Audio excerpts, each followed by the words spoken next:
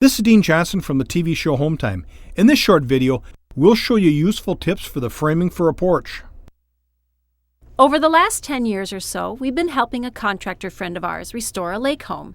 It was originally built in 1887, and we've helped him rebuild two of the classic screened porches that wrap around the house. And now we're rebuilding the porch on the third side.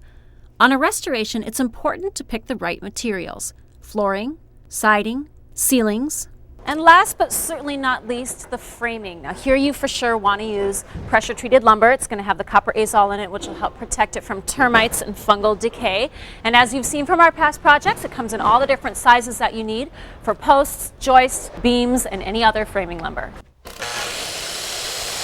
The great thing about treated lumber is it is a natural product, so when you get the whole project done, it doesn't look like you've been using modern synthetic materials in something that you really want to be a period piece.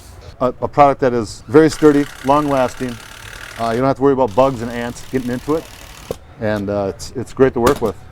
For a structure like this where it's really close to the ground and everything else, I mean, this is really the only way to go.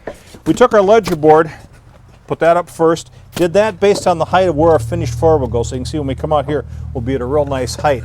With that on, we went and installed the rest of our rim all the way around, got that nailed together, shimmed up exactly where we wanted it, squared out, and then we went ahead and notched in our 3 posts. With those in position, we notched in the beam coming across here, put in our 2 rafters, so now we're in a position where we can go ahead and nail in the rest of the joist. That's what we're working on now. The rim is on the house. We bring our floor joist up to the top, flush. We want to make sure that we're flush on top. That's critical. The bottom doesn't really matter so much. What that does is when we get ready to put our hangers on, all we have to do is simply place our hanger on the board that's already attached, right where we need it to be. Using a positive placement nailer, we're going to shoot the hangers into place. That's one way to do it.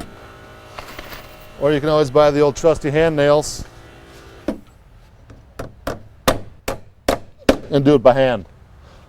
I prefer the easy way.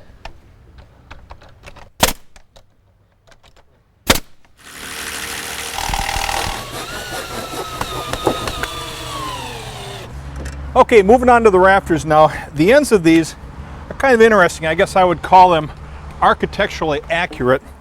Now if you take a look at the ends, this is what Wes did 2 years ago, and this is what originally was on the house. He just copied it from that. This part will be exposed.